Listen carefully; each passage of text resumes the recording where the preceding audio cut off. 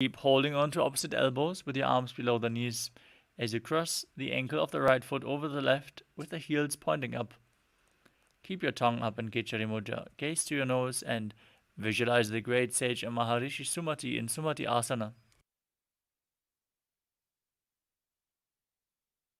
मूलद्वारी धरती परिठाने डावा पग परिदचपदा आने. Next up is Dandasana. Now extend your legs out forward. Interlock your fingers and stretch them up straight with the wrists pointed outwards as you engage all three bandhas and gaze to your nose. Visualize Swamiji in your inner space as you do so. इदानीं गर्भिणीनां योगाभ्यासो यथा लघु.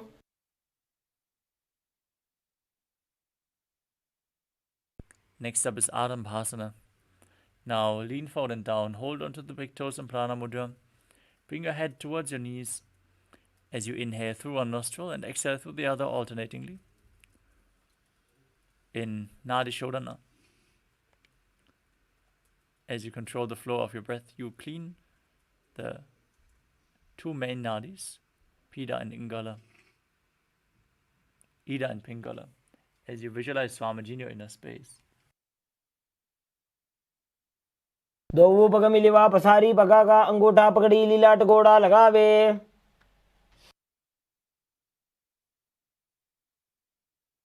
Next up is Bidukasana.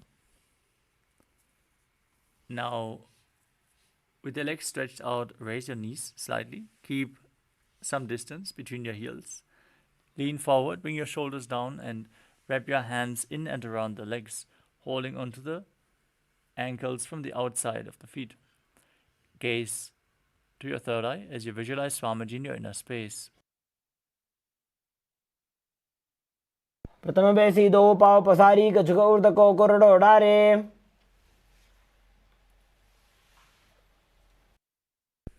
Next up is Jalandhari Pavasana. Now bring your arms underneath the shins with the palms facing up. As you place your forehead down, bring your chin towards the heel. Gaze to your nose and visualize Swamiji in your inner space. दो एड़ी में लिखे दीजिए हाथ पसारी.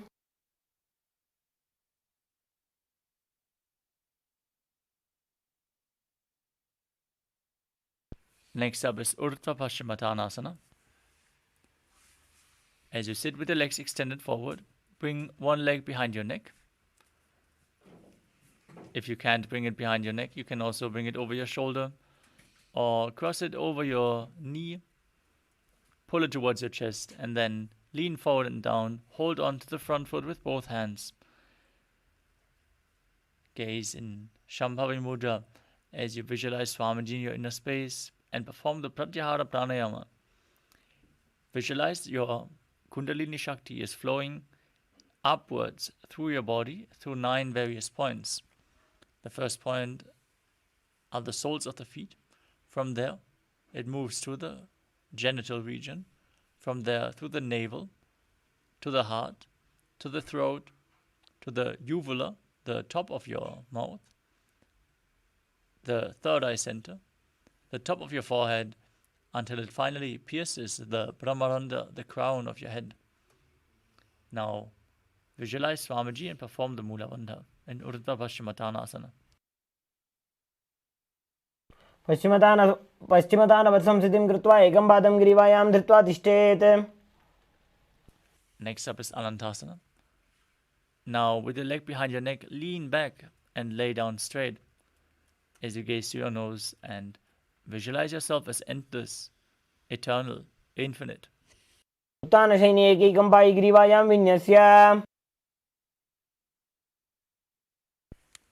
From Anantasana, roll onto the side of the hand holding onto your foot. Now, rest on the side of your body as you feel in complete control and gaze to the nose.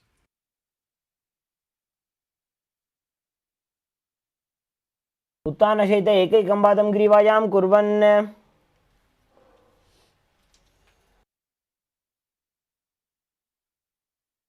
Next up is Tirishasana. As you lay on your back, pull your knees in towards your chest Encircle them with your hands and rock your body from side to side as you visualize Swamiji in your inner space. उत्तानशयनं जानुनि हृदयवष्टम्भ. Next up is Urdhva Paschimottanasana on the other side. Now bring the other leg behind your neck and lean forward and down as you visualize Swamiji in your inner space.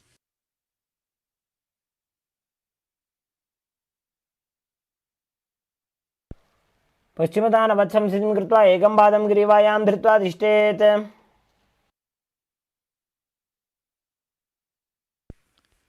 Now straighten your spine. Lean backwards as you hold onto the foot behind your neck with the opposite hand.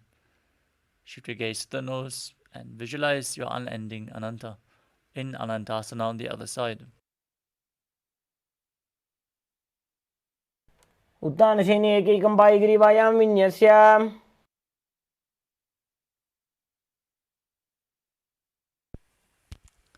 Next up is Ankushasana on the other side. Now roll to the side and feel in complete control as you gaze to your nose. उत्तानशयित एकैकं पादं ग्रीवायां कुर्वन्. Next up is Yoga Nidrasana. As you lay on your back, now lift one by one your legs up behind your neck. If you cannot bring your legs behind your neck, you can cross them in front of you and pull them up with your hands, or you can bring your legs over your shoulders as you gaze to your nose and visualize Swamiji in your inner space, interlocking your fingers behind your back.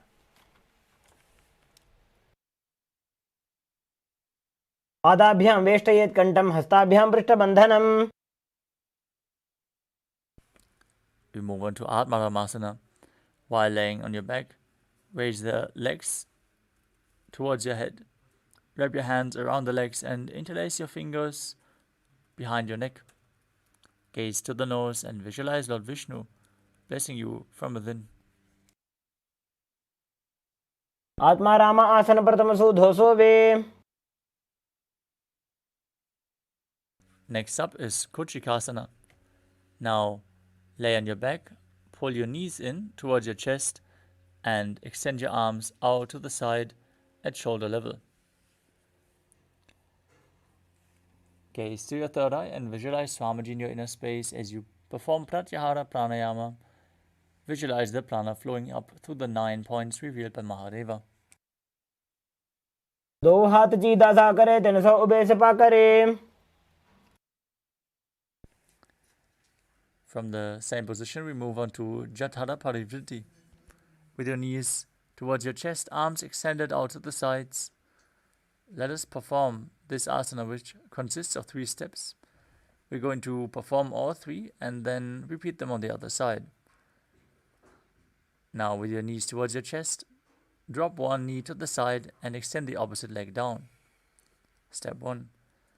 Now bend both knees to the side. Step 2. Now extend both legs to the side, hold onto the feet, and gaze in the opposite direction. Step 3.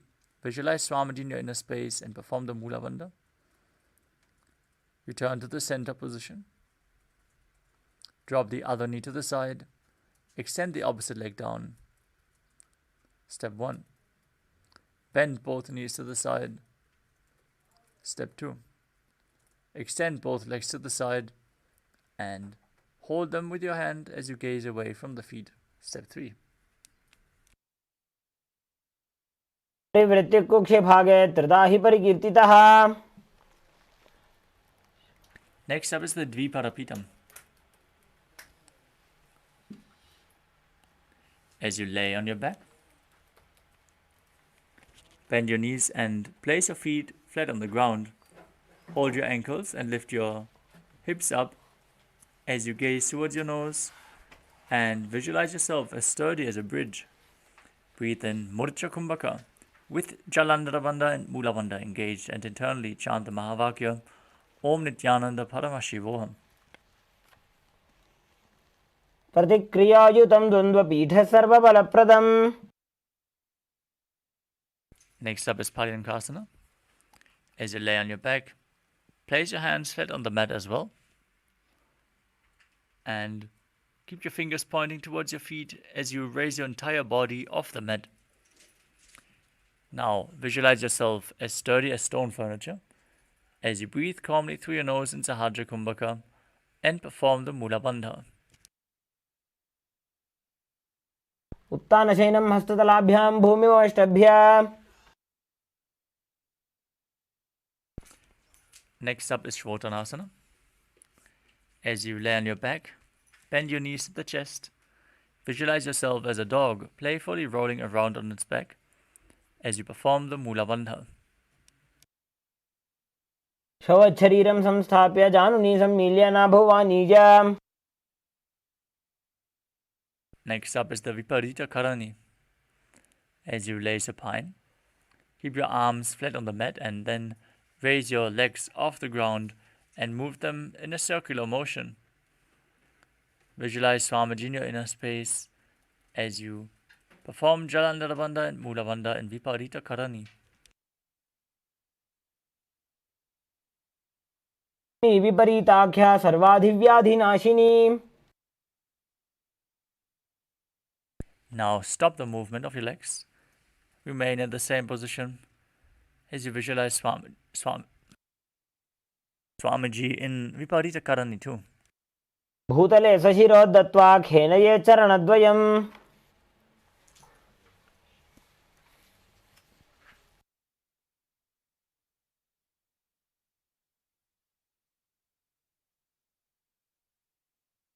The next asana is Langalasana. Now,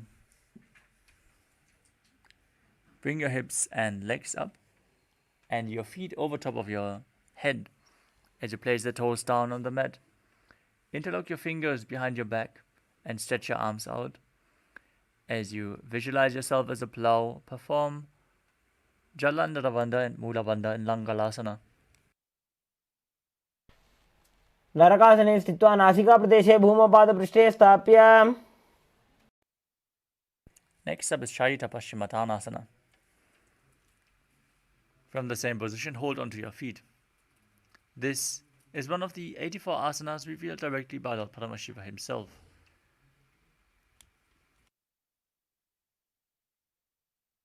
तानं शयित्वात् कुर्वीत शयितपश्चिमतानकम्.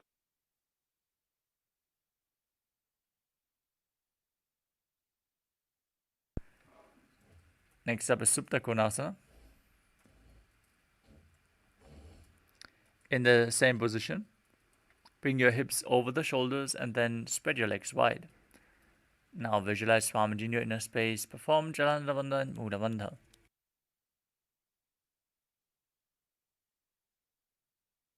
परिवृत्ते कुक्षि भागे त्रिदाहि परिकीर्तितः. Next up is Chakrasana. As you join your feet back together above your head, hold onto your ankles and roll onto your back as you keep your arms and legs straight, visualizing yourself as a chakra or wheel in Chakrasana. शवासनस्तद्वौ पादौ कुर्यान्मस्तकतः परौ.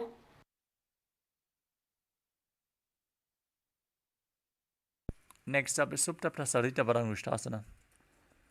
Now stretch your legs up above your body as you hold onto the big toes and then open your arms and legs wide.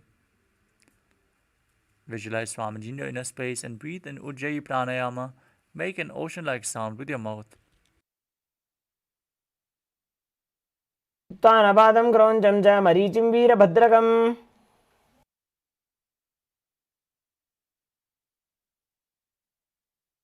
Now join your feet back together above your body. Keep holding on to the big toes in Prana Mudra. Visualize Swamiji in Supta Parangushtasana. उत्तानपादं क्रौञ्चं च मरीचिं वीरभद्रकम्.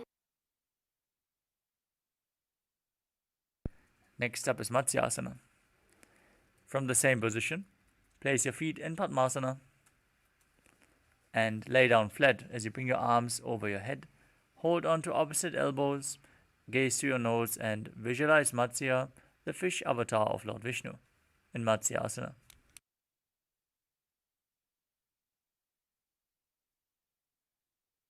पद्मासनं कृत्वा उत्तानशयनं चरेत्. Next up is Parasharamasana. As you lay on your back with your legs in Padmasana, place the back of the right hand onto the left palm above your head.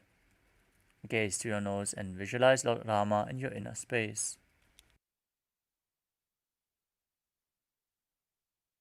प्रथमकरे पद्मासन आचे सुधो सोवे भूपरिपाछे. Next up is Sarvangasana. While laying on your back, with your legs in Padmasana, lift your legs and hips up. Keep your hands at your lower back for support, with the elbows down to the mat. Gaze to your nose as you visualize Swamiji in your inner space. Perform Jalandhara Bandha and Mula Bandha. अथ क्षेत्र संक्षेपात् सर्वांगासनम् उत्तमम्.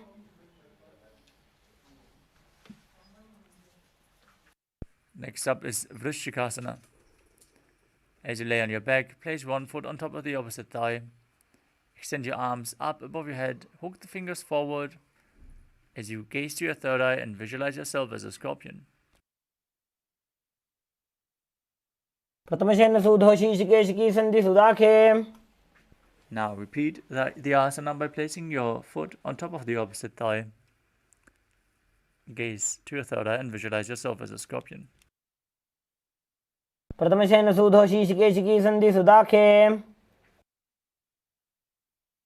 Next up is Vrishaparakshitasana. As you lay on your back, interlock your fingers around your neck and lift your legs up as you alternate, bringing one knee in towards your chest back and forth. Now visualize Swamiji in your inner space and breathe calmly through your nose in Sahadra Kumbhaka in Vrishaparakshitasana. उत्तानशयनं कृत्वा अङ्गुलिभिः कन्दरां बद्ध्वा.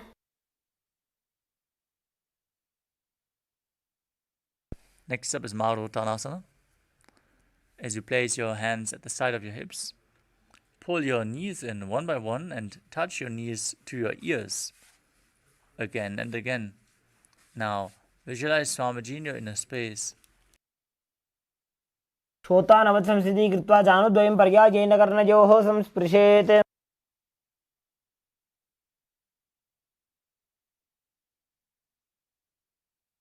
Next up is Vrikasana. From a prone position, place your feet flat on the mat and then stand up and sit back down, visualizing yourself as a wolf. उत्तानशयनं कृत्वा पादतलाभ्यां भूमिं धृत्वा.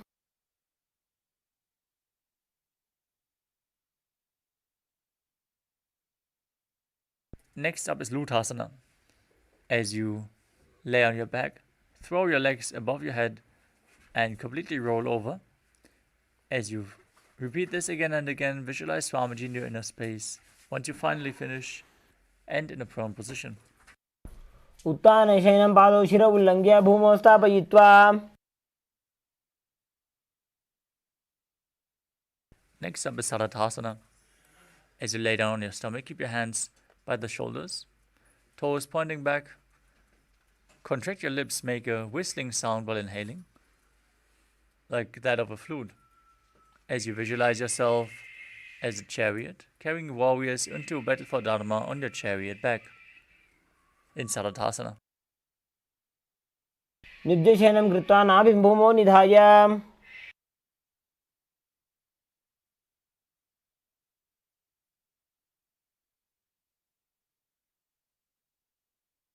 Next up is Dehalyulanganasana.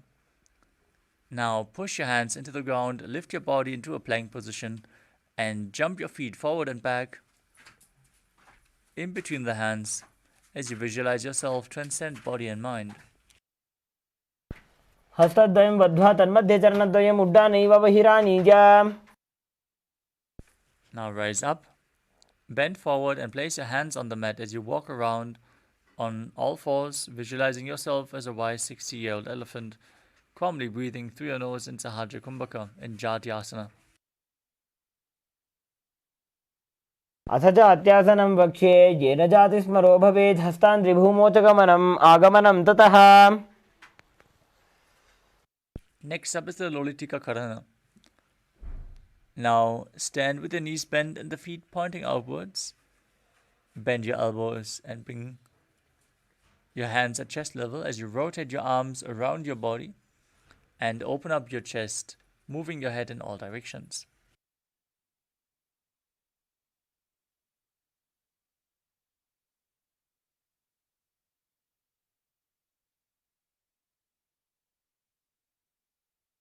Next up is Sadapasana. Now stand erect on the mat and tie your feet with a rope if you have one available. Keep your hands at the side of the hips. As you visualize, your Kundalini Devi is rising and curling upwards around your body as you stand completely straight.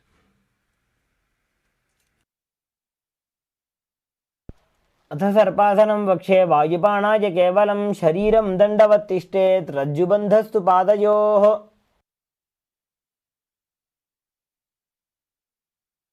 Next up is Ushtra Sadhanasana. From a standing position, lean forward and down. Hold onto the front of your feet as you step your feet on your hands. Now visualize yourself as a camel and start walking around on your mat. मुष्टिकनिष्ठिकाप्रदेशेन भूमौ निधाय उपरि पादतले संस्थाप्य.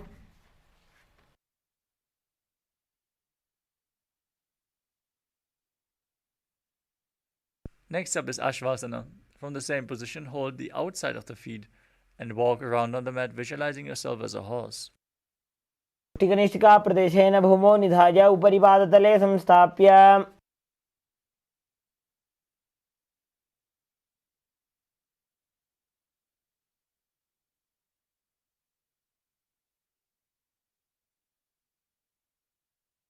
Next up is Kapota Nitakasana. As you interlock your fingers behind your back in Parasha Mudra, pull them down towards your calves. Open up your chest widely. As you visualize yourself as a soaring bird diving, perform the Mula Bandha. पादतले भूमौ निधाय पृष्ठभागेन हस्तौ जङ्घापर्यन्तं नीत्वा. Next up is Tala Pushpa Bhutam Karana. Now stand tall with the palms together in Namaskara Mudra. Your knees gently bent, toes pointing outwards. Now bow down to one side. Open up your palms and raise the heel and the knee of the respective hand. And visualize yourself holding a bouquet of flowers, offering it to Paramashiva.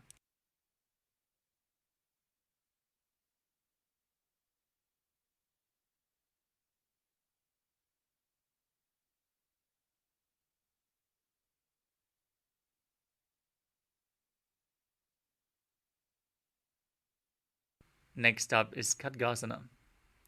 Now visualize yourself as a rhinoceros. Gaze to your nose and then lay down on your stomach and jump your feet back up towards your hand and stand with your arms, hands together in Namaskara Mudra, forming the horn of the rhinoceros. भुजसर्तमासनं कृत्वा पादतलाभ्यां भूमिं धृत्वा.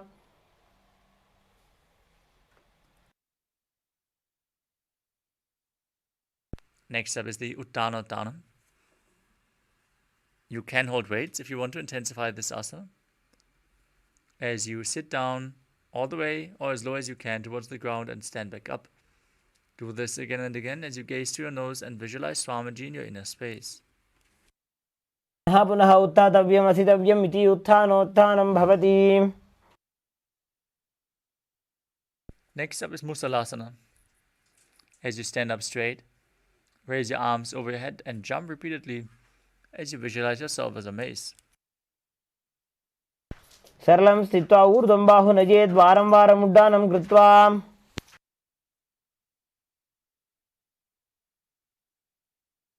Next up is Uchirshakasana. Now,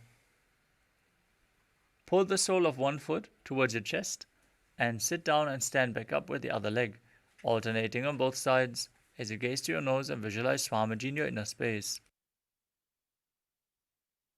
हस्तद्वयेन एकैकं पादतलं कुक्षो निधाय तिष्ठेत् उच्छीर्षकं भवति.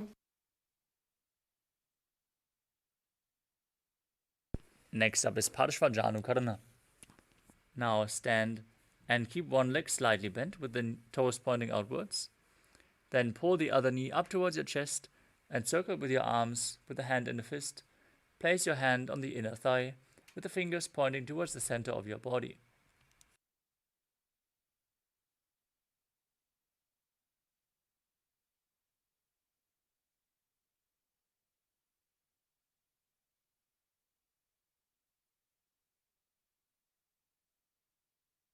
Next up is Tandavasana. You can hold weights if you want to intensify this asana. Now visualize yourself fiercely dancing as Lord Shiva. As you extend your arms and one leg forward, sit down and stand back up on one leg. एकेन पादेन स्थातव्यं ताण्डवासनं भवति. Next up is Brahmanasana. As you bring your foot to the opposite inner thigh, keep your hands hanging down at the side. Visualize Lord Brahma blessing you from within. ब्राह्मणासनमावक्षे यत्कृत्वा ब्राह्मणो भवेत्. Next up is Garudasana 3. Now stand tall and wrap the left leg over and around the right knee. Tuck your left toes on the other side of the right calf as you bring your left arm below the right and place your hands in Namaskara Mudra. Visualize yourself as Lord Garuda in Garudasana 3. उत्तानकूर्मपीठं च सिंहस्गारुडमेव च. Next up is Ekapadasana. Now bring your foot onto the opposite thigh. Keep your hands relaxed, hanging down by the knees as you visualize Swamiji in your inner space. दक्षाङ्घ्रिं वामपादस्य जङ्घोपरि निधाय च. Next up is Dhiruvasana, the pole-star posture. As you stand erect on the mat, hold on to the big toe of one foot and extend it out to the side, rotating on the standing leg quickly as you visualize yourself as the North Pole Star. एकेन हस्तेन दण्डरूपस्य एकस्य पादस्य अग्रं धृत्वा. Next up is Trivikramasana. As you stand, bring one leg behind your neck. If you can't bring it behind your neck, you can bring it over your shoulder or pull it towards your chest or place it over top of your thigh. Then sit down and stand back up while visualizing Lord Vishnu in your inner space. एकेन पादेन स्थातव्यम् उत्थातव्यम्.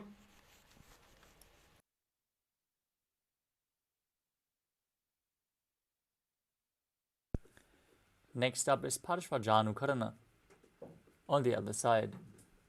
Now pull the other knee in towards your chest with the hand in a fist.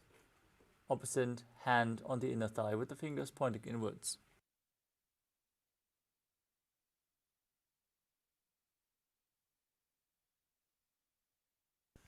Next up is Tandavasana on the other side. Now extend your arms and one leg forward, sit down and stand back up as you visualize yourself fiercely dancing as Lord Shiva. एकेन पादेन स्थातव्यं ताण्डवासनं भवति. Now repeat Brahmanasana on the other side. Bring your foot towards the inner thigh, hands relaxed by the sides as you visualize Lord Brahma blessing you from within. ब्राह्मणासनमावक्षे यत्कृत्वा ब्राह्मणो भवेत्. Now repeat Garudasana 3. Bring the right leg over top of the left. Hook the toes behind and bring the right arm below as you place your hands in Namaskara Mudra, visualizing yourself as Lord Garuda. उत्तानकूर्मपीठं च सिंहस्गारुडमेव च. Now place the right foot on the opposite thigh as you repeat Ekapadasana on the other side.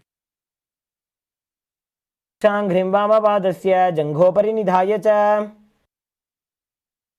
Now hold onto the big toe of the right foot as you extend your right leg out and rotate quickly on the left leg. हस्तेन दण्डरूपस्य एकस्य पादस्य अग्रं धृत्वा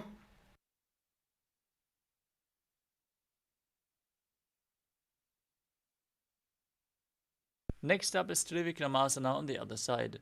Now bring the other leg behind your neck. Sit down and stand back up, performing the 3 steps of Lord Vishnu. In Trivikramasana, ग्रीवायां पादं संस्थाप्य स्थातव्यम् उत्थातव्यं त्रिविक्रमासनं भवति. next up is Samana Kakarana. As you stand, with your heels together, toes pointing slightly outwards, keep your arms slightly extended away from the body, with the fingers pointing one by one.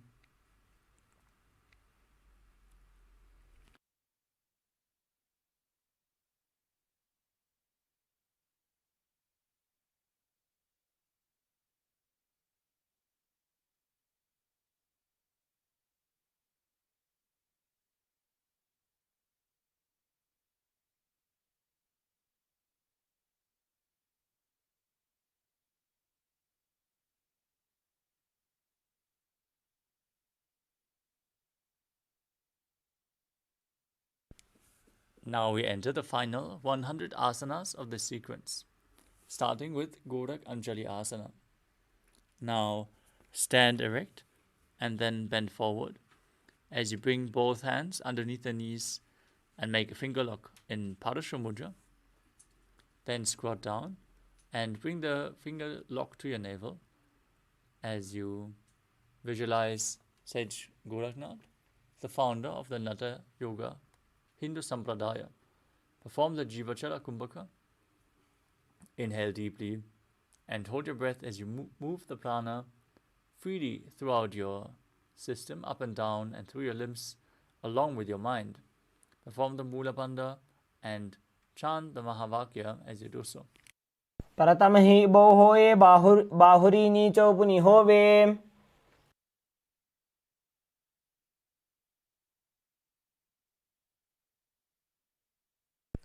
Next up is Kanchi Asana.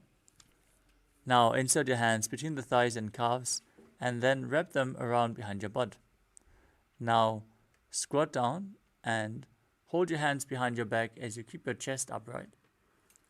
And visualize Swamiji in your inner space. पूर्वमध्यात् हस्तौ निवेश्य नितम्बं धृत्वा पादतलाभ्यां भूमिं वष्टभ्य तिष्ठेत्. काञ्चासनं भवति. Next up is Bhairu Asana.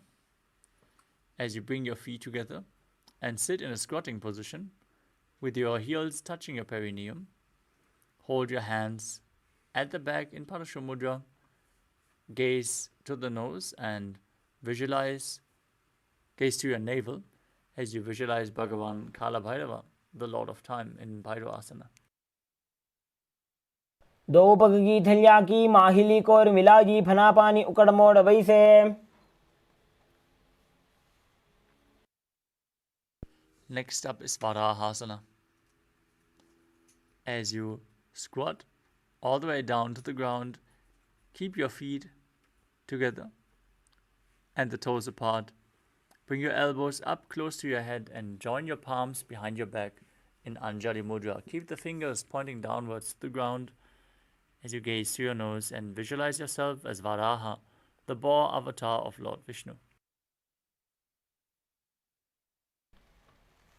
पागतली की माहिली core मिलाजी फना पानी उकड़ वैसे. Next up is Pripitasana. As you hold on to the big toes in Prana Mudra, raise your hips to the same level as your knees. Now visualize Swamiji in your inner space as you perform the Mula Bandha.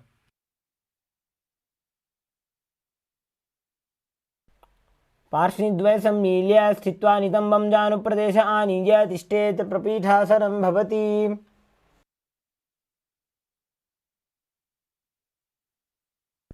Next up is Bakasana. As you place your hands on the mat with the fingers wide, place your knees onto the back of your arms. Lean forward, find balance and lift your feet off the mat. Visualize yourself as a crow as you perform Jiva Chala Kumbhaka, moving the retained prana up and down throughout your system. हस्ताभ्यामवनिमवष्टभ्या जानुद्वयं नाभौ सम्मील्य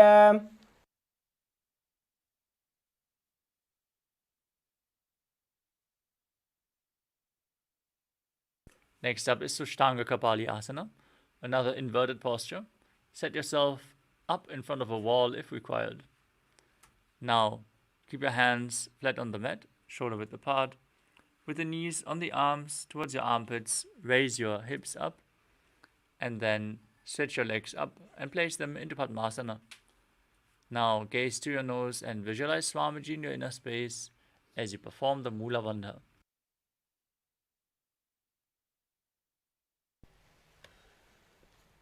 आसन कोकण कपाल आछो होई.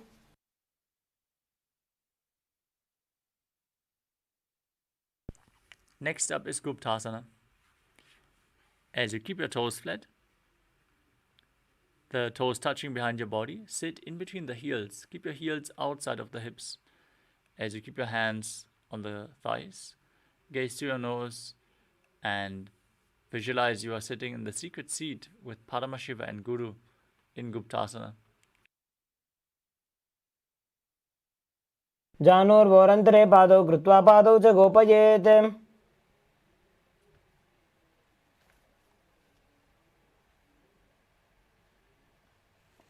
The next asana is Vrikshasana too. Now place your hands flat on the mat in front, shoulder width apart, and then raise your legs up, straight into a handstand. Use the support of a wall or get someone to help you in this asana as you cleanse your 7 chakras. By performing this asana, visualize yourself as a tree with deep roots growing into the ground. सप्तचक्रक्षालनाय वृक्षासनविशेषकान्. Next up is Shiva Asana, again in the handstand posture. Join your hands and feet together and gaze to your third eye as you visualize Tejas, energy flowing to your third eye, rejuvenating your body and bringing the divine radiance to your being. दो पग जोड़ी माही Gulf मिलाए. Next up is Matsyasana. Now place your hands flat on the ground, shoulder width apart.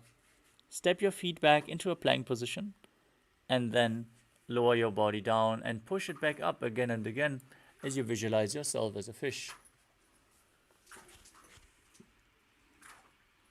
निब्जशयनं कुर्परो पार्श्वभागायाम् ऊर्ध्वकृत्या हस्ततलाभ्यां भूमिं वष्टभ्या.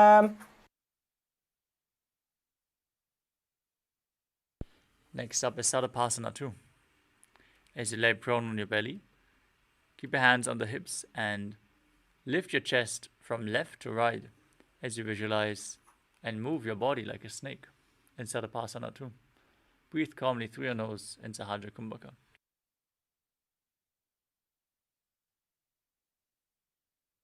दिब्जं शयनं कृत्वा हस्तौ नितम्बं संस्थाप्य.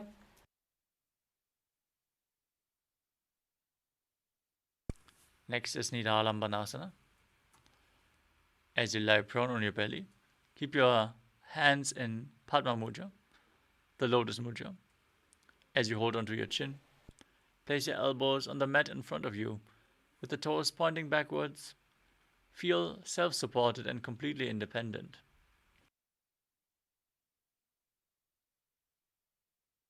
कराभ्यां पङ्कजं कृत्वा तिष्ठेत् कूर्परया सुधीः. Next up is Chadrasana.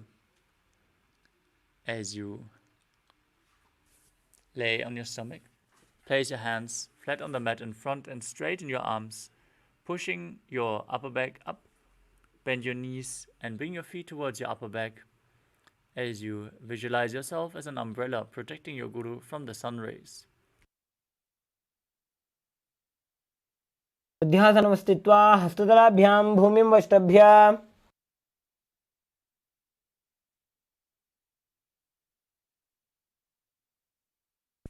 Next up is Vajrasana. As you visualize yourself as Vajra, the weapon of Indra, symbolizing your indestructibility, sit in a kneeling posture with your perineum on the heels, feet flat, extend your arms out at front and place your forehead on the ground, gaze to your nose, and calmly breathe in Sahadra Kumbhaka as you perform the Mula Bandha. इदानीं गर्भिणीनां योगाभ्यासो यथा लघु सुखप्रसवलाभाय प्रोच्यते प्राक्तने पथि.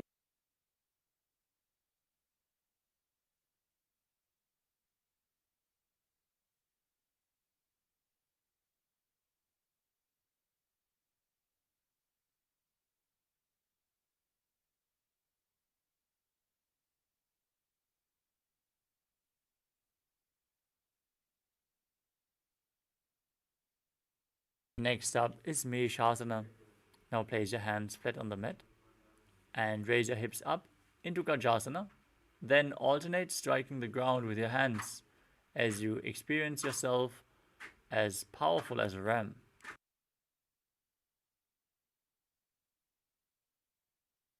गजासन संस्थितो एकैकं बाहुं भूमौ ताडयेत्. Next up is Ajasana. From Gajasana, raise your legs up and slowly lower your forehead down towards the ground as you visualize yourself as unborn, existing for all eternity. गजासन संस्थितो पादद्वयमन्तराळे कृत्य मस्तकेन भूमिं स्पृशेत्.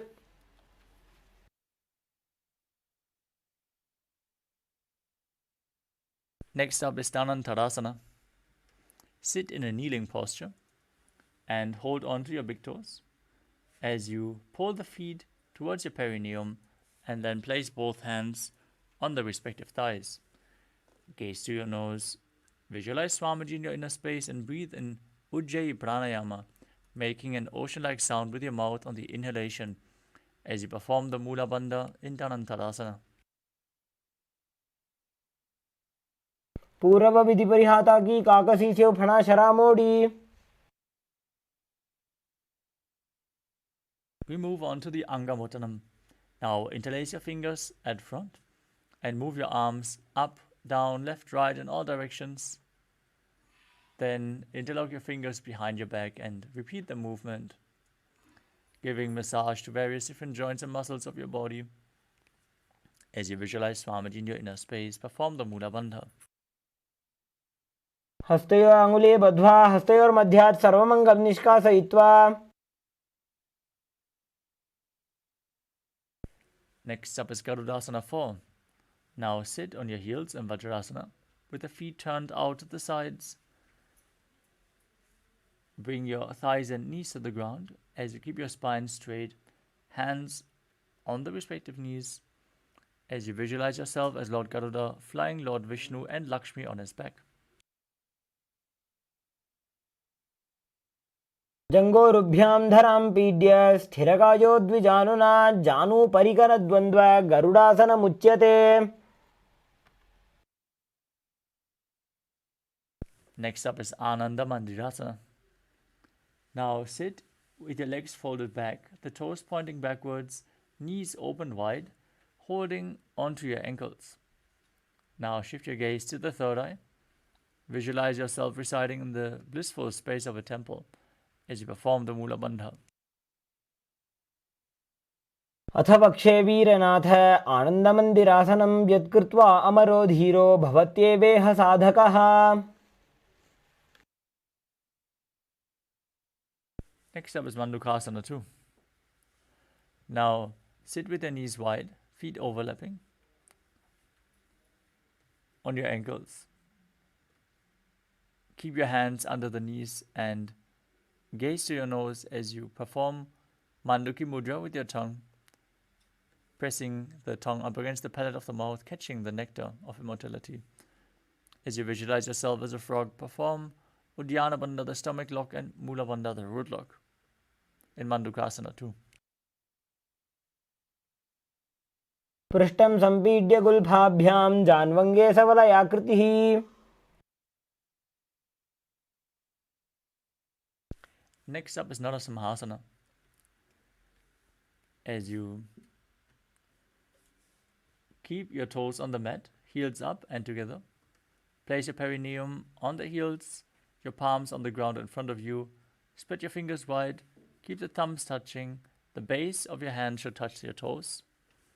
As you stick out your tongue, exhale forcefully. Gaze to your nose and visualize Narasimha, one of the 10 avatars of Lord Vishnu. दो फणा पाणी होई वैसे एड़ी Mailer गुदानी वैसे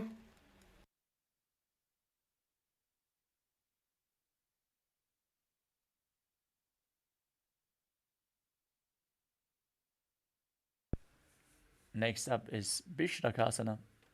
As you sit on the toes, with the perineum placed on the raised heels, cover your mouth with both hands cupped over top. Bring your thumbs beneath the upper teeth and close your lips. As you inhale through the right nostril and exhale through your mouth in Vishnaka Pranayama, gaze to your nose and visualize yourself as Devi, victorious over all your fears.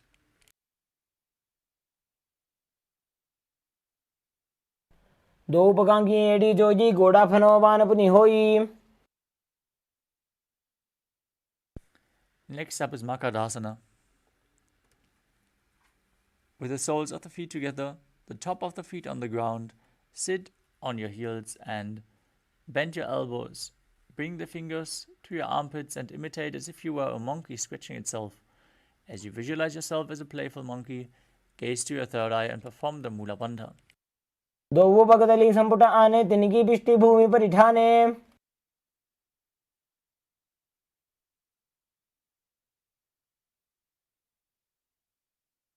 Next up is Vajra Sangarasana. As you stand on the toes, with the soles of the feet together, sit on your heels, keep your knees wide and off the floor, with your hands holding the elbows behind your back. Gaze to your nose and embody diamond-like strength for you and your Sangha, your spiritual community. प्रथम पणा पाणी होए वैसे दो वेड़ी गुदानी वैसे. Next up is Kanjanasana. Now, keep your toes down and cross your ankles. As you sit down on the heels, place your palms to the side onto the mat as you gaze to the nose and visualize perfect health beyond any and all physical or mental ailments as you perform Uddiyana Bandha and Mula Bandha. खञ्जनासनमावक्षे यत्कृत्वा सुस्थिरो भवेत्.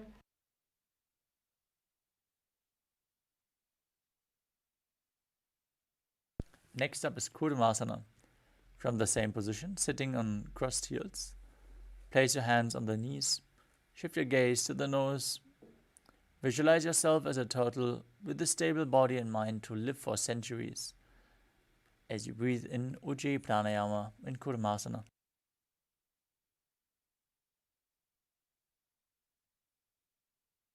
गुल्फौ च वृषणस्याधो व्युत्क्रमेण समाहितो ऋजुकाय शिरो ग्रीवं कूर्मासनमितीरितम्.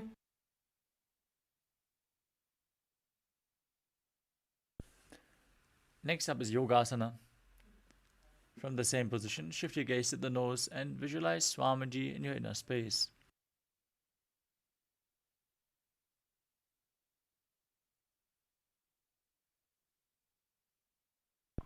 गुदं नियम्य गुल्फाभ्यां व्युत्क्रमेण समाहितः.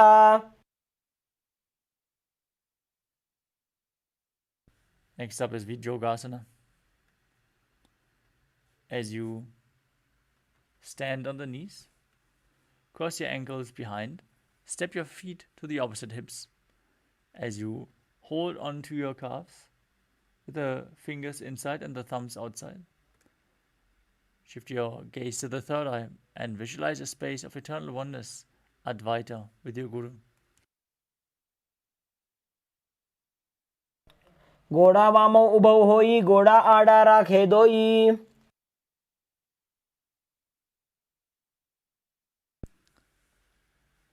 Next up is Ushtrasana 2. In a kneeling position, bend backwards and hold onto your ankles with your hands. Now, keep your arms straight, push your hips forward and tilt your head back as you visualize yourself as a camel.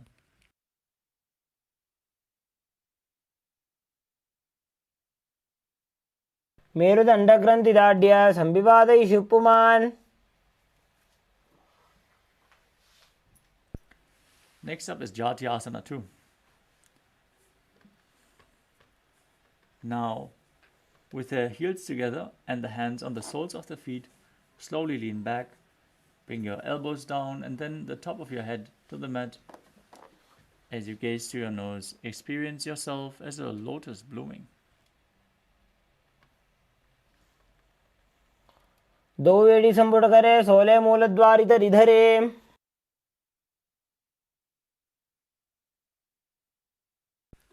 Next up is Virātasana. As you sit on your knees with thighs and calves together, lean back and touch your back to the ground as you raise yourself back up. Repeat this movement again and again, using the support of your hands if needed. जङ्गा पृष्ठभूमौ निधाय जङ्गोदरयोः ऊरुनी संस्थाप्य.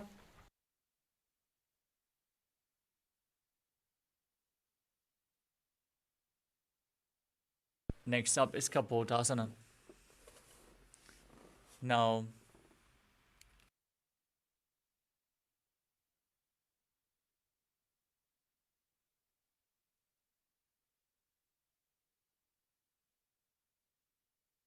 from Virātasana, raise your hips higher and bring your forearms on the mat. Hold the back of your heels as you bring your head in between the feet. Visualize yourself as a beautiful dove in Kapotasana. मेरुदण्डग्रन्थिदाढ्य संपिपादयिषुः पुमान्. कपोतोष्ट्रासनाभ्यास कुर्यान्मितहिताशनः.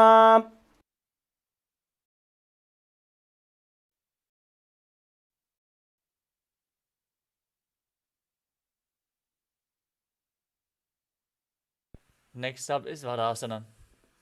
As you stand upright on your knees with the toes tucked, hold your arms with opposite hands and gaze to the nose.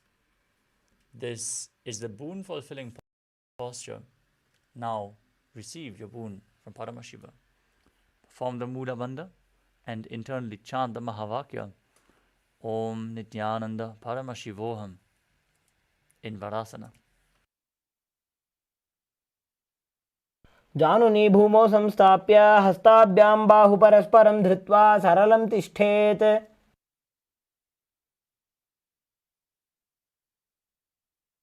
Next up is Varahasana. As you keep your knees together and the toes tucked behind, sit your perineum down on the heels and lean forward and down, placing your forearms to the ground, holding onto your head. Rest your head on your hands as you visualize yourself as Varaha, the boar avatar of Lord Vishnu.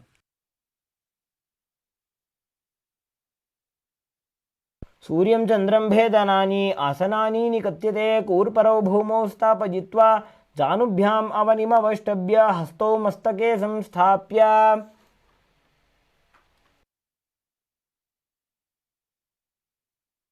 Next up is Mundasana, another inverted posture. Set yourself up in front of a wall or get a partner to aid you if required. Now place your forearms on the ground, shoulder width apart. Interlace your fingers, place the crown of your head to the mat. Hold your head with both hands. As you walk your feet forward, align your hips with the shoulders and then straighten your legs up. Gaze to the nose as you visualize yourself as a love tree. Perform the Mula Bandha. अधो मुण्डासनं वक्षे सर्वेषां प्राणिनां सुखम् ऊर्ध्वमार्गे पदे दत्त्वा धारयेन्मारुतं सिद्धिः. Next up is Andhasana. Now in a kneeling position, bend and place your head in between the knees. Keep your elbows adjacent to the knees. With your hands holding your head, exhale through your mouth As you inhale through your nose, gaze to the nose and visualize Swamiji in your inner space. As you breathe in Sahadra Kumbhaka, calmly through your nose and perform the Mula Bandha.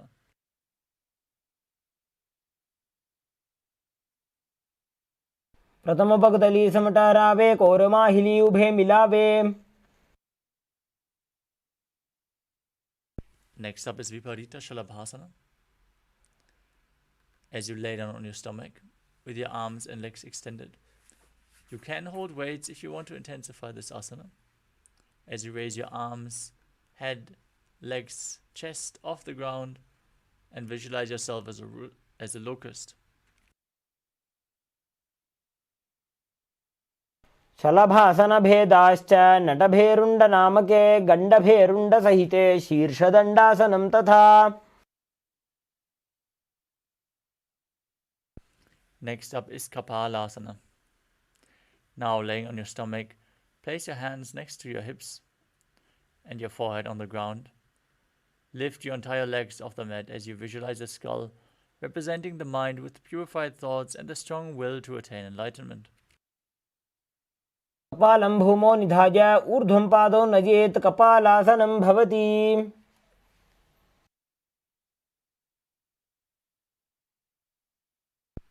Next up is Akasha Kapotasana.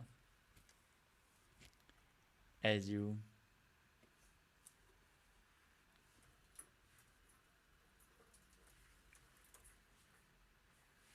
place your hands flat on the mat behind you.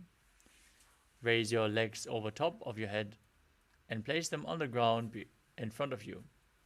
Keep the hands flat as you visualize yourself as a free and open dove. Perform the Mula Bandha. मेरुदण्डग्रन्थिदाढ्य संविपादयिषु पुमान्.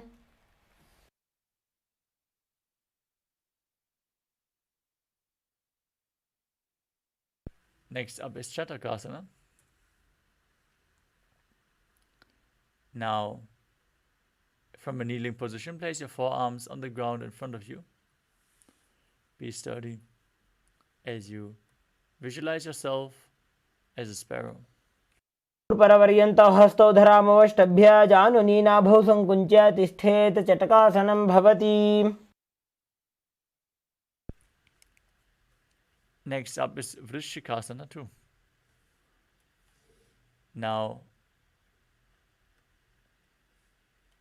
kneel down and place your elbows on the mat. Then raise your leg.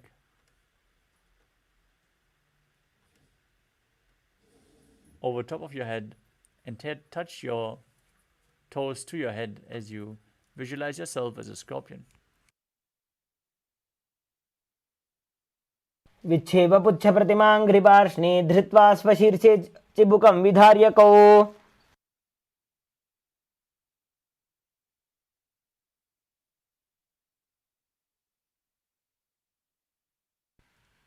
Next up is the Vrishasana. As you sit in a kneeling position, place your perineum down on one heel and keep the other heel outside the hip with the toes pointing outwards. Now keep your hands in front of your body on the mat as you visualize yourself as a bull. Breathe in Antaranga Kumbhaka, forcefully inhaling through your nose, holding your breath for a short while and slowly exhaling again and again. याम्यगुल्फे पादमूले वामभागे पदेतरम्.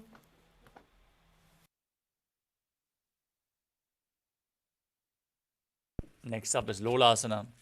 From the same position with your hands flat on the mat in front of you, lift your entire body off the ground, cross the left toes over top of the right as you visualize Swamiji in your inner space.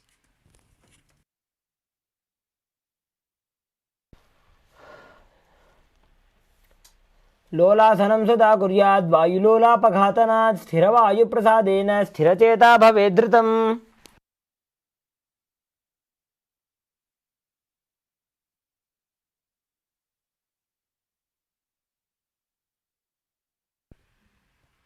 Now place your perineum on the other heel as you keep the opposite foot pointing outwards, heel outside the hip, visualizing yourself as a bull in Vrishasana. साम्यगुल्फे पादमूले वामभागे पदेतरं विपरीतं स्पृशेत् भूमिं वृषासनमिदं भवेत्.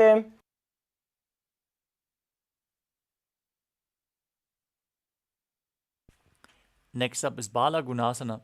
Now place the toes of the left foot down and sit down on the left heel. Keep the right foot flat on the ground with the knee raised towards your chest.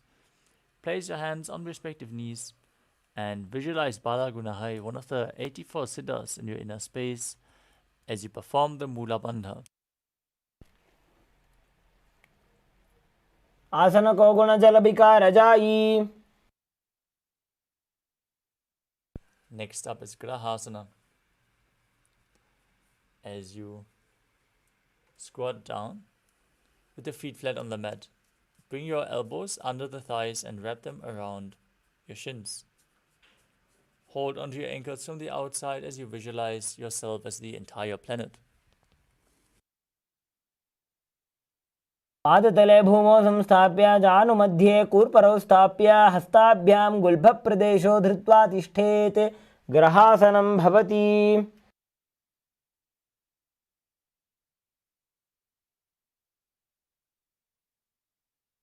Next up is Balagunasana on the other side. Now bring the toes of the right foot down, sit on the right heel, lift the left knee towards your chest as you place your hands on top of it. आसन को गुण जल विकार जाई.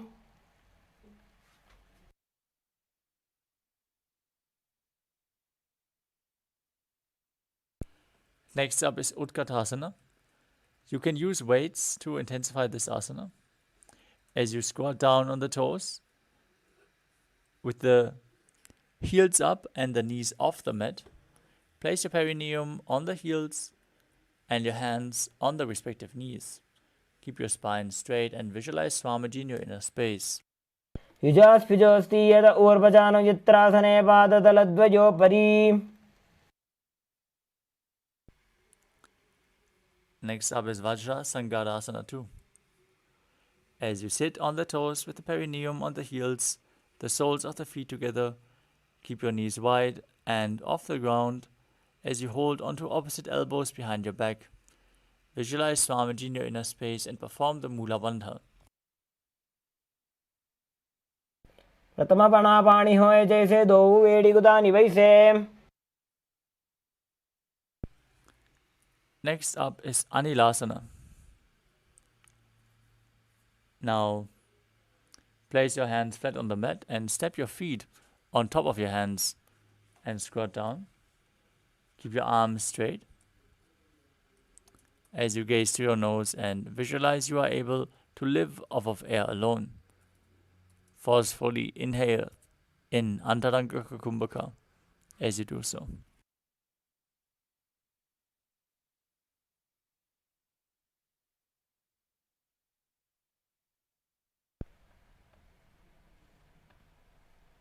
कूर्परपर्यन्तौ हस्तौ धरामोष्टभ्य. Next up is Padukasana.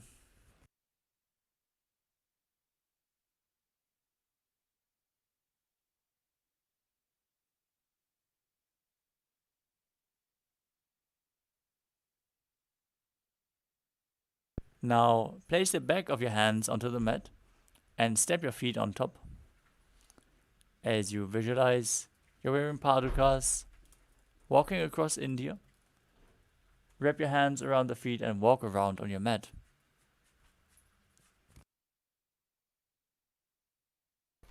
हस्ततलयोः पादतले कृत्वा तिष्ठेत् गच्छेत्. पादुकासनं भवति. Next up is Kukku Todanasana. Now place your hands on the ground, shoulder width apart, and jump your feet up again and again, letting them fall back down as you visualize yourself as a rooster. हस्ततले भूमौ कृत्वा पादतले च ऊर्ध्वमुड्डानं कृत्वा भूमौ पतेत्.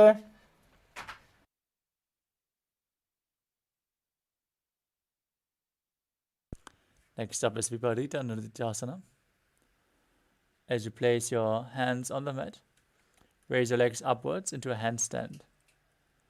Move around on two hands dancing as you feel yourself become free of all inhibitions.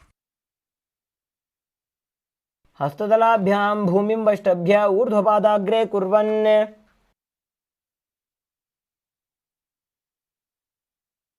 Next up is Kunjarasana.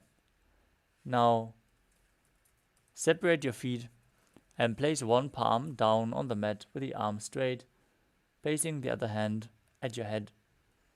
Visualize Swamiji in your inner space. Gaze forward, eyes wide open, unblinking, gazing within in Shambhavi Mudra.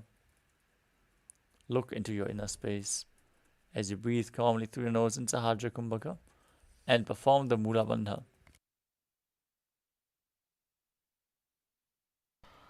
अथ वक्षे महादेव कुञ्जरासनमुत्तमं करेणैकेन पादाभ्यां भूमौ तिष्ठेच्छिरक्करः. Now place the other hand down to the mat, opposite hand to the head. Visualize Swamiji in your inner space as you repeat Kunjarasana. अथ वक्षे महादेव कुञ्जरासनमुत्तमं करेणैकेन पादाभ्यां भूमौ तिष्ठेच्छिरक्करः. The next asana is Kadambasana. Now sit on the ground with the feet flat and the heels close to your body. Hold on to the respective ankles as you lift your feet off the ground and visualize yourself as a Kadamba tree, a pious tree that promotes a long life. पार्श्वेभ्यां भूमिं वष्टभ्य हस्तद्वयेन गुल्फौ धृत्वा. Next up is Pavana Muktasana. Now place your feet flat on the ground. Hold on to the opposite knees and pull them in towards your chest. Visualize that any excess vata is being released from or balanced within your system as you perform Sahajra Kumbhaka and the Mula Bandha in Pavana Muktasana. द्वयोस्तु पादयोः पाणिं लात्वा स्वस्वनितम्बके जानुनी वक्षसि साधुर्बभ्रतीकरबन्धनैः.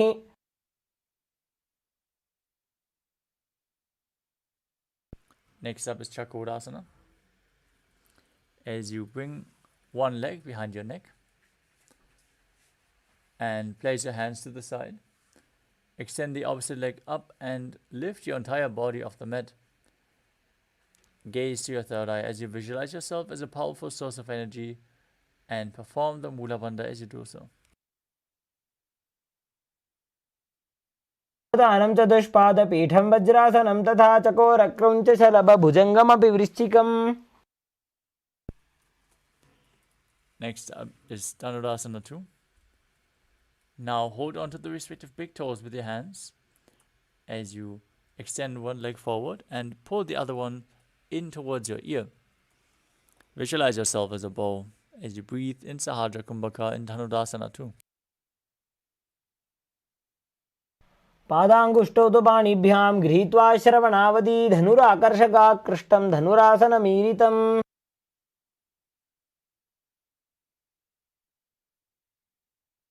Next up is Ashtavakrasana. Now bring the left leg over top of the respective shoulder and hook the right foot over top the leg. Now extend them to the side as you balance on your arms and visualize yourself as a flying crane. वासिष्ठमथ कौण्डिन्यमूर्धकुक्कुटमेव च.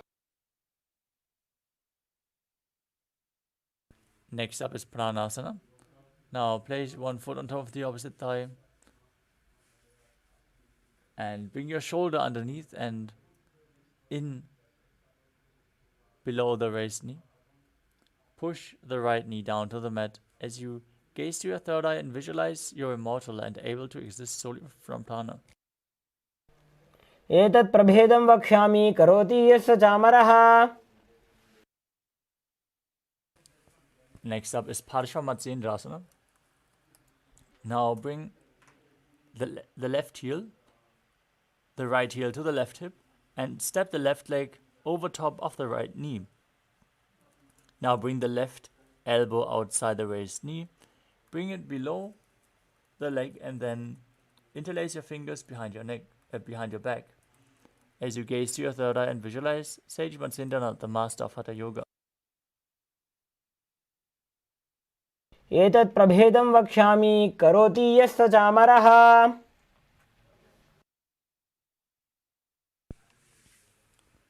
Now repeat Chakrasana on the other side. As you raise the other leg behind your neck, extend the opposite leg forward and visualize yourself as a powerful source of energy as you balance above the mat.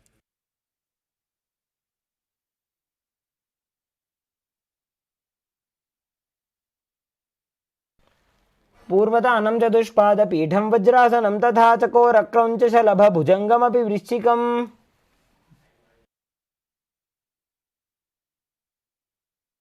Now repeat Dhanurasana 2. Pull the other foot towards your ear as you hold on to the big toes in Prana Mudra. Visualize yourself as a bow as you do so.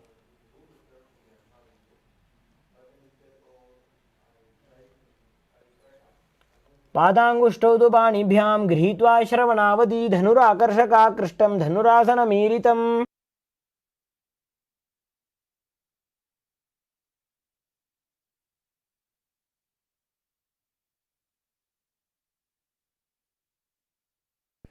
Now repeat Ashtavakrasana on the other side. As you hook the right foot over the shoulder, extend both legs out to the side. Balance on your arms as you lean forward and visualize yourself as a flying crane. वासिष्ठमथ कौण्डिन्यमूर्धकुक्कुटमेव च. Next up is Pranasana. Now place the right foot on the left thigh,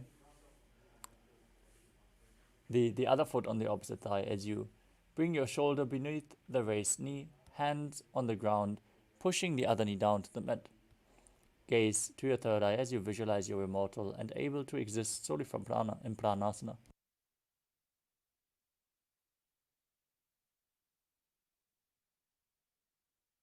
एतत् प्रभेदं वक्ष्यामि करोति यस्य चामरः. Now repeat Paramātma S as you bring the left heel to the right hip. Step the right foot over top, bring the left knee outside the shoulder and interlace your fingers behind your back. Gaze to your third eye and visualize Sage Matsindana.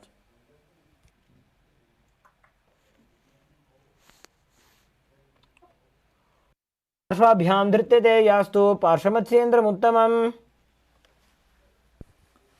Now, place one heel against the perineum and extend the opposite leg forward. Lean forward and down, hold onto the foot with both hands. As you visualize Swamiji in your inner space, gaze in Vaishnavi Mudra without focusing on the external objects and perform Jiva Chala Kumbhaka, moving the retained prana through your system in Ardha Paschimottanasana. एकं पादं प्रसार्य एकं पादस्य पार्श्वना Seoni सम्पीड्य. Next up is Kraunchasana. Now bring the left foot outside of the hip as you hold onto the right foot and extend it up towards your face. Now visualize yourself as a crane as you keep your leg straight.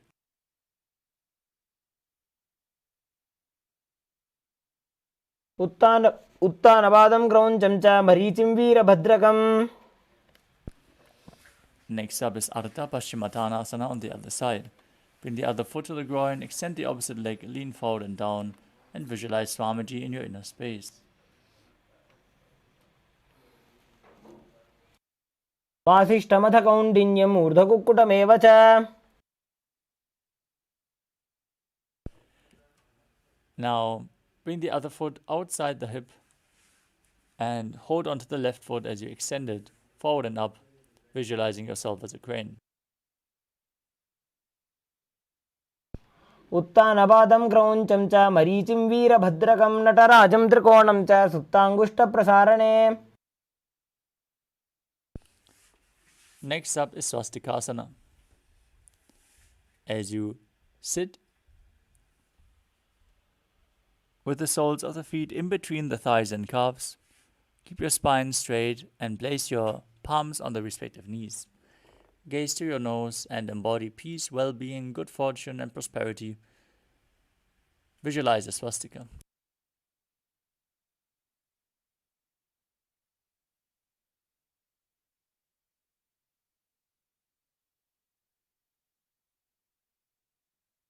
जानुर्भोरन्तरे सम्यक् कृत्वा पादतले उभे. Next up is Godakshasana. From the same position, cover your heels with your hands, fingers spread. Gaze to the nose and visualize the great sage Goraknath, founder of the Natha Yoga Hindu Sampradaya, as you perform Jalandhar Bandha and Moola Bandha. जानुर्भोरन्तरे पादौ उत्तानो व्यक्तसंस्थितौ. Next up is Bhagasana 2. As you bring the left foot to the perineum, place the right foot on the left thigh. Then visualize Swamiji in your inner space, gaze to your third eye, and meditate on Arihanta, the enlightened one. As you enter Shanmukhi Mudra, locking all your senses with your hands by placing little and ring fingers on your mouth, middle fingers to the nostrils, index fingers on the eyes, and the thumbs on the ears.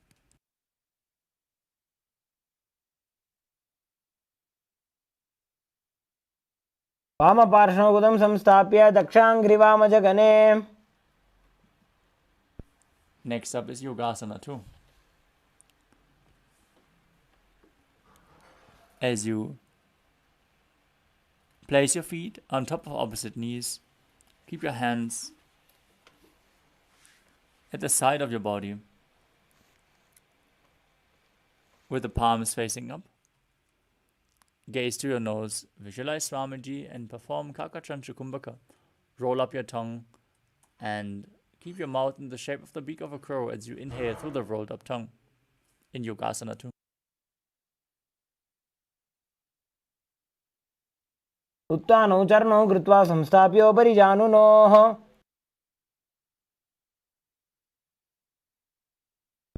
Next up is Urdhva Kukutasana. From Padmasana, place your palms flat on the mat beside you and lift your entire body up. Visualize yourself as a rooster as you perform the Moola Bandha.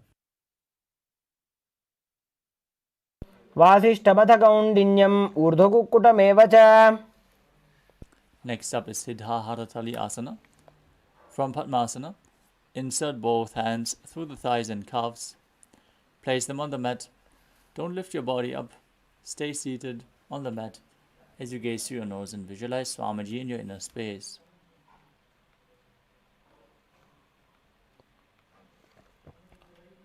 प्रथम पद्मासनकोकरे हस्तुतो वो गोडासनदिदरे. Next up is Hamsasana. From Padmasana, place your hands on the mat through the gap of the calves and thighs.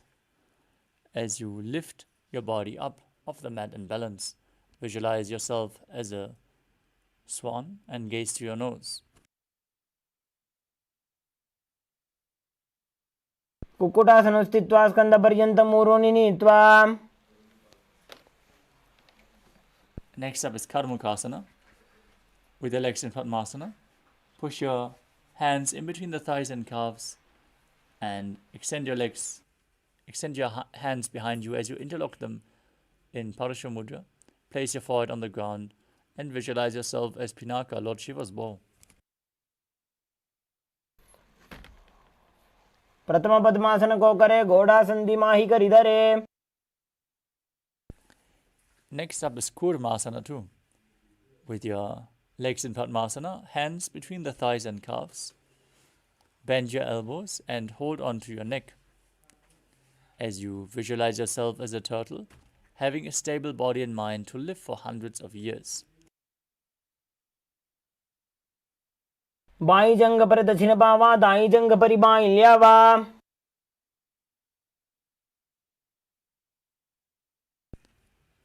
From the same position, tuck your chin to the chest, gaze to your nose and rejoice, knowing you're sitting in Shiva's secret knot posture as you perform Jalandhar Bandha and Moola Bandha in Granthi Bhedasana.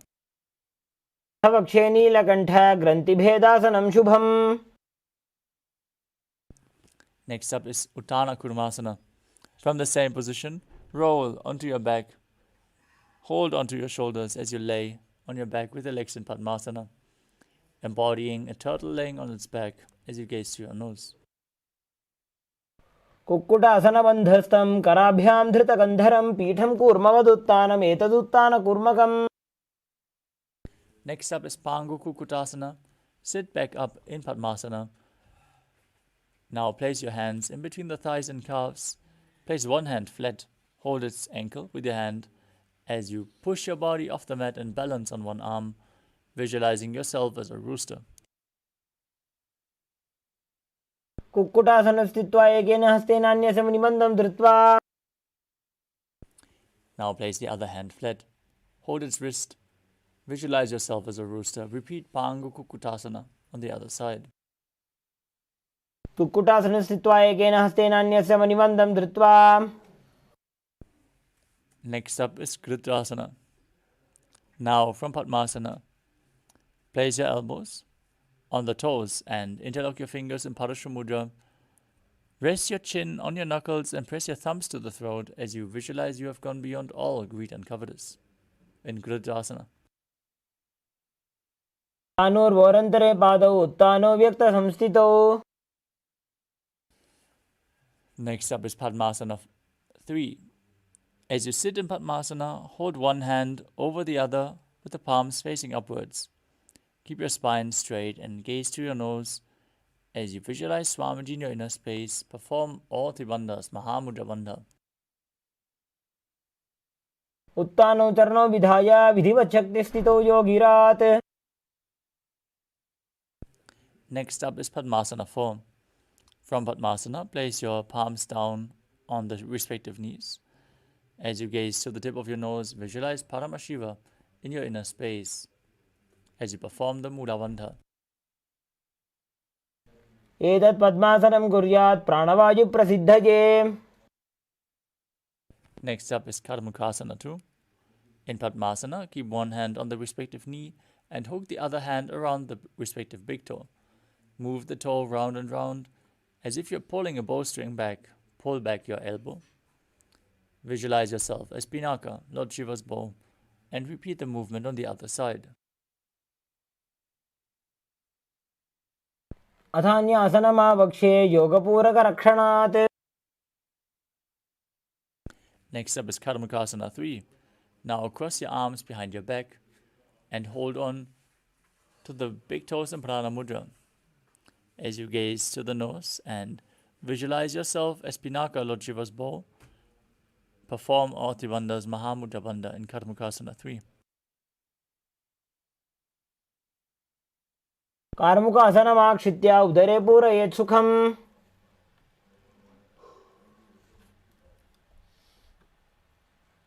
Next up is Triridhasana. Maintaining the same position, open up your chest, lift your chest, and gaze at your third eye as you visualize yourself as the action of Paramashiva's third eye, destroying anything you come across.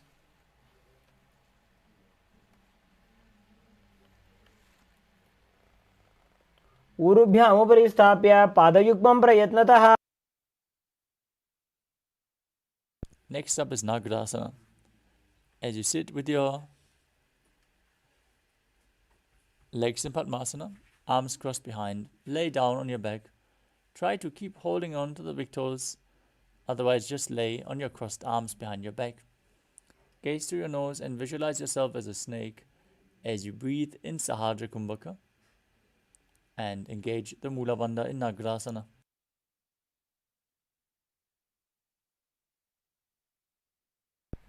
प्रथम पद्मासन को ठाने दो हाथ पाछाने आने.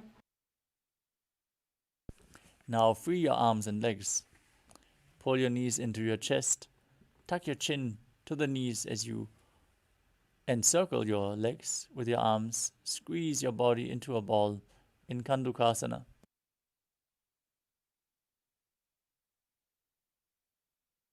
वेत्रासने स्थित्वा हस्तपादान् निष्कुष्य. Next up is Urdhva Bhavanasana. As you keep your feet flat on the mat, interlock your fingers behind your neck. Gaze to your nose as you visualize Swamiji in your inner space. प्रथमे सौधो San करावे घोड़ा उभा राशि मिलावे. Now bring upturned palms beneath your heels as you push your hips up. Contract the perineal floor and tuck your chin to the chest in Jalandhara Bandha as you perform Mudra Kumbhaka, exhaling through the engaged throat lock as you visualize yourself as a powerful alpha ape in Madhakata Pitasana. उत्तानशयनं पादतले उत्तानहस्तयोः स्थापयेत्. Now place your hands to the lower back and raise your hips up, supporting them with your hands, elbows on the ground, bearing the weight of your body as you gaze through your nose and visualize Swamiji in your inner space in Uttana Shikipitakasana.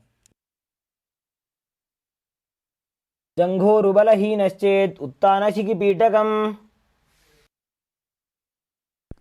Next up is Narakasana. As you lay supine and raise your legs and hips up, keep your hands and arms flat on the mat supporting you. Be straight. Visualize yourself blissfully traversing through Naraka Loka unscathed as you perform Jalandhara Bandha and Mula Bandha in Narakasana. ग्रीवाकण्ठेन भूमिं विष्टम्भ पादाग्रद्वयमूर्धमुत्रजेत्. Next up is Tirthanukasana. Now place your hands to the lower back. Keep your legs even straighter and then lower and angle them down, keeping your core engaged as you visualize yourself as a boat crossing the ocean of samsara in Tirthanukasana.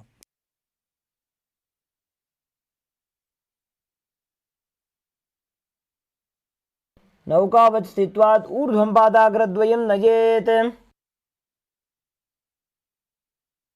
Now place your arms back down to the mat. Keep your legs pointing up as you go straight like a flagpole. Visualize yourself as the KAILASA flag, respected across all nations in Dvajasana. तिर्यन्नौकावत् ग्रीवापृष्ठगोर्परैः भूमिं वष्टभ्य. Now gently lower your body down. Keep your arms at the side of your body, palms facing up next to your hip in Mridasana. Unclutch from any micro movements of the body and mind. Be completely relaxed as you pull the Kundalini Shakti up forcefully along your spine from the Muladhara to the Sahasrara Chakra in Shakti Chalan Mudra. Now relax. Visualize your body is dead and the Supreme Pontiff of Hinduism, Swamiji, is liberating you as you internally chant the Mahavakya, Om Nithyananda Paramashivoham.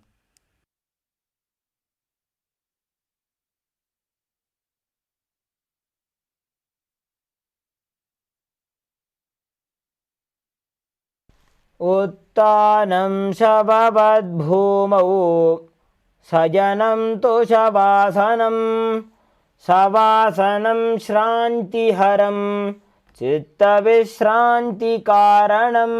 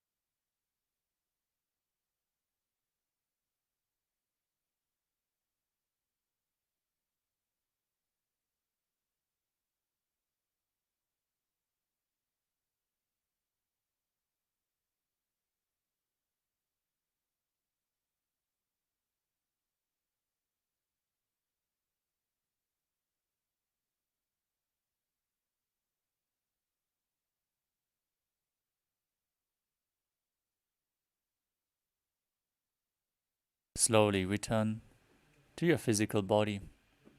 Start to wiggle your fingers and toes, your wrists and your ankles, your elbows and your knees. Pull your knees up towards your chest. Rock your body from side to side as you slowly return to a comfortable seated position.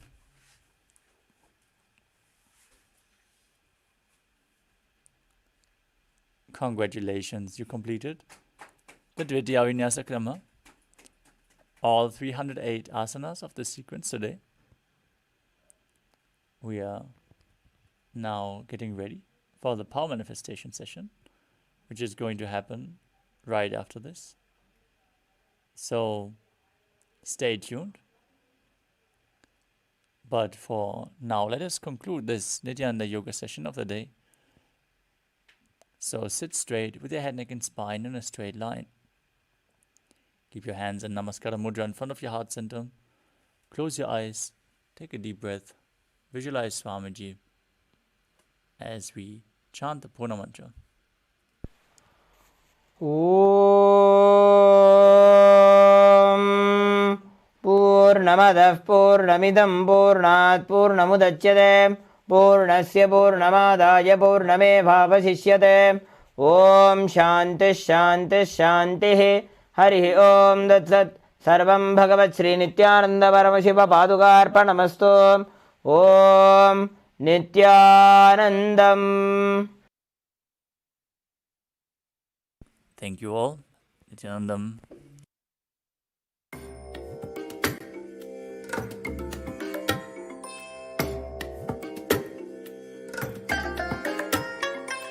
I bless you all. Let you all open all your three eyes and manifest the powers of Mahasadashiva. Om Nithyananda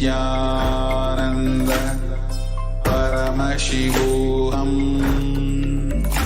Om Nithyananda Paramashivoham.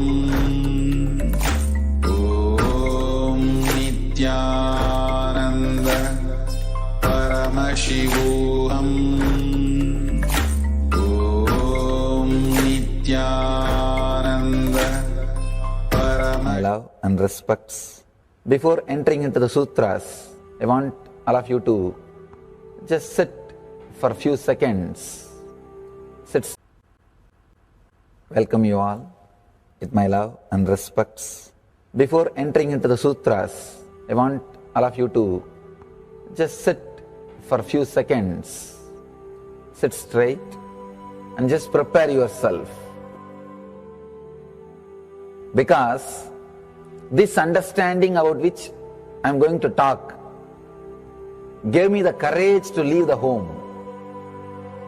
Today's subject is Maya. Actually, many times, the young age I used to think I should leave the home, go around, live a sannyas life. Suddenly, one day, when I was reading one of the Shankara's work on this Maya, somehow the concept clicked.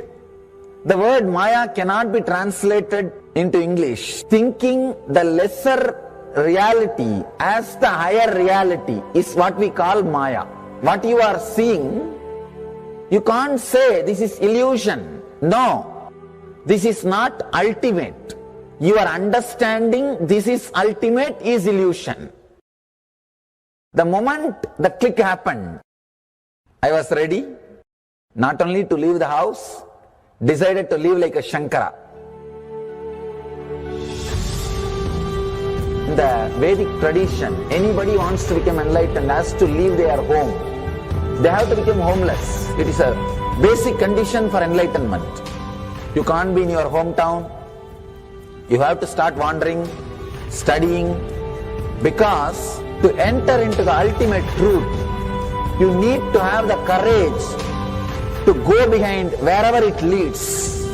There is a beautiful sutra in Brahma Sutra, the first sutra of Brahma Sutra.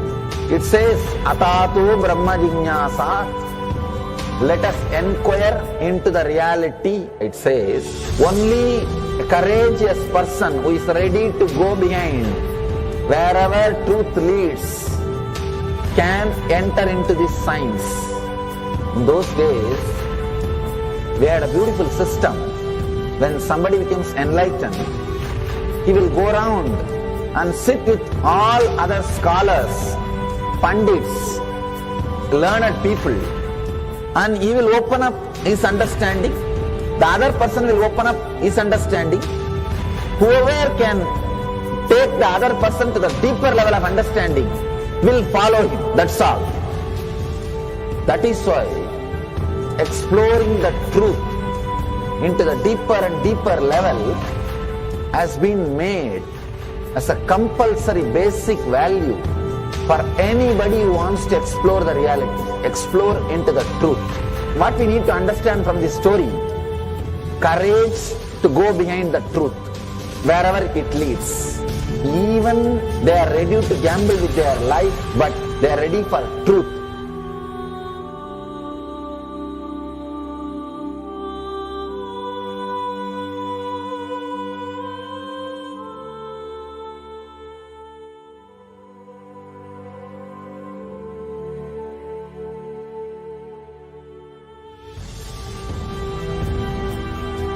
If you accept or start working on the reality, whatever you see can be Maya. It feels as if the ground on which you are standing is opening or giving way, is taken away. It needs courage. It may suddenly open a new door to you. You must be able to go into the door, only then you can see the next door. Because I am trying to reproduce the same understanding and experience which happened in me. Understand? When I understood that Maya, the concept of Maya, it gave me so much of joy and courage to do anything. I decided I will live like a Shankara. There is every possibility you will catch the glimpse. I am not telling you will run away from a home. You will have the same energy and excitement and liberation when you realize this truth. If this one concept Maya is understood logically by you, no suffering can make low curve in you. Nobody can exploit you easily. If you can just open that courage, this understanding can open new doors for you. If you understand this clearly, you will have the courage. If you have little courage, you will have understanding. It's like a circle. Who will start first? I represent KAILASA nation led by Supreme Pontiff of Hinduism, Sri Nithyananda Paramashivam, which speaks on behalf of 2 billion Hindus around the world who do not have a voice representing them in these international forums.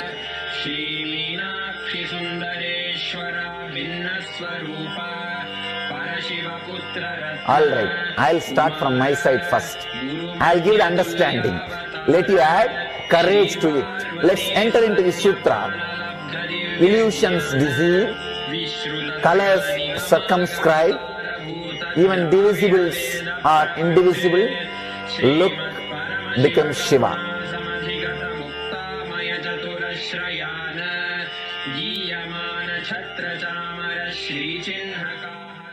Welcome you all with my love and respects. Before entering into the sutras, I want all of you to just sit for a few seconds. Sit straight and just prepare yourself. Because this understanding about which I am going to talk gave me the courage to leave the home.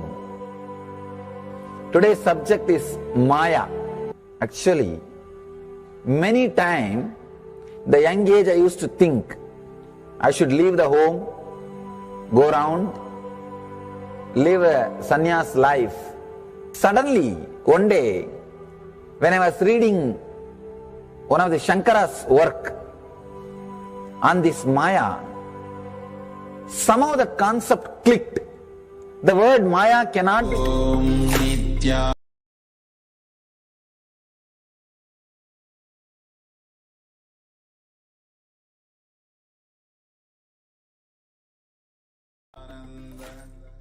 Paramashivoham Yes, Nithyanandam. We request all the participants to quickly settle down. We'll be entering into the power manifestation now. We request all the participants to quickly prepare the items needed for the power manifestation. Jnananjana, Krishna Shila, Atmalingam, eye bands, pen and paper. So we'll be shorting now.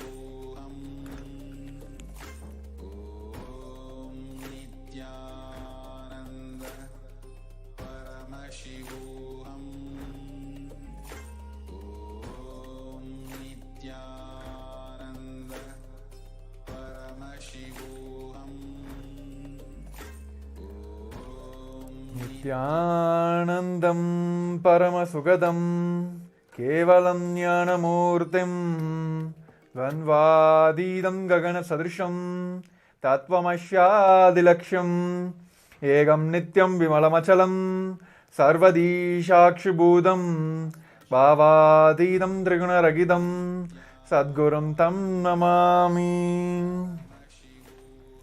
Yes, Nithyanandam everyone. Welcome all of the Paramashivoham participants for yet another day. So it is a wonderful yoga segment, so hope everyone have enjoyed. And if any of you are facing any obstacles or facing difficulty in manifesting or completely doing this asana, please keep doing it. And all the instructions, the very program itself is structured in a way that it will give the superconscious breakthrough to all of us. So yes, this now we're going to enter into the power-packed power manifestation segment immediately after the yoga, so which will help us manifest the power so easily. So now we'll be entering into the power manifestation. We'll all be manifesting the power of third eye. So I request all the participants to keep their blindfolds ready. Today we all will be manifesting pictures. I'll be showing the pictures for all of you. We'll be manifesting the third eye power. Yes. So let's get ready. I request all the participants to put your blindfolds. I'm still seeing few cameras are turned off. I request all of you to make sure your cameras are off. You're present in front of the camera. Yes. Let's start now. Let us sit straight, head, neck, spine in the straight line. Visualize Swamiji is sitting in your third eye, manifesting as Paramashivam with 25 heads, 50 hands and 75 eyes, just intensely manifesting through you. With that completion space, let's chant the Mahavakya. Om Nithyananda Paramashivoham. Om Nithyananda Paramashivoham. Om Nithyananda Paramashivoham. Om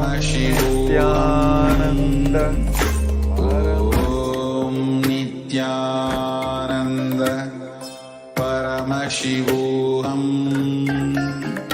Om Nithyananda Paramashivoham. Om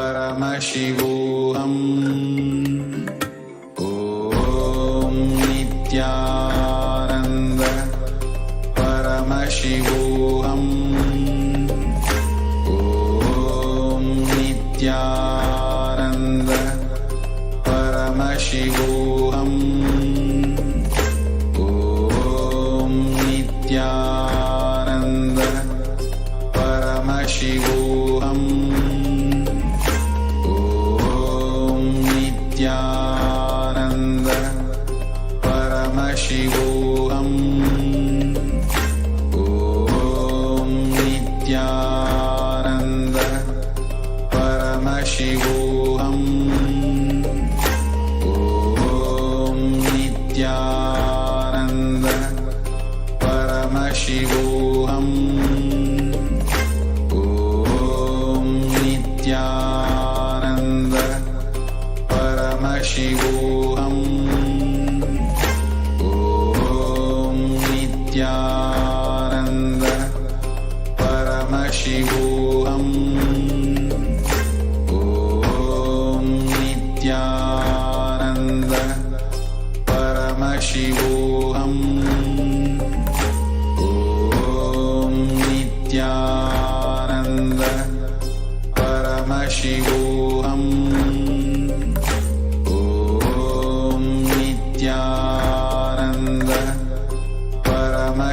Paramashivoham.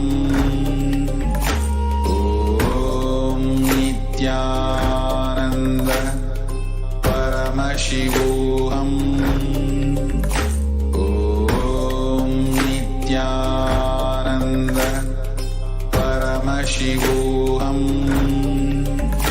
Om Nithyananda Paramashivoham.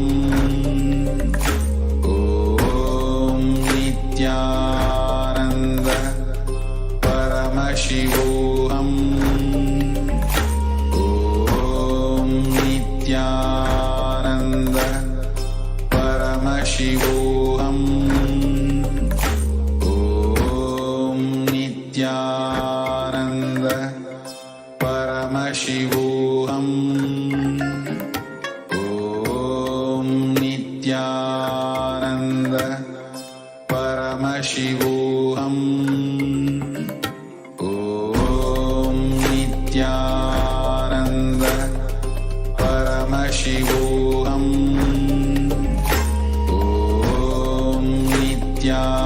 Nithyananda Paramashivoham. Om Nithyananda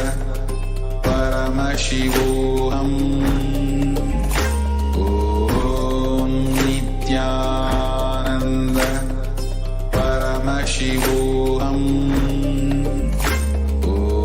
Om Nithyananda Paramashivoham. Om Nithyananda Paramashivoham. Om Nithyananda Paramashivoham. Om Nithyananda Paramashivoham. Om Nithyananda Paramashivoham.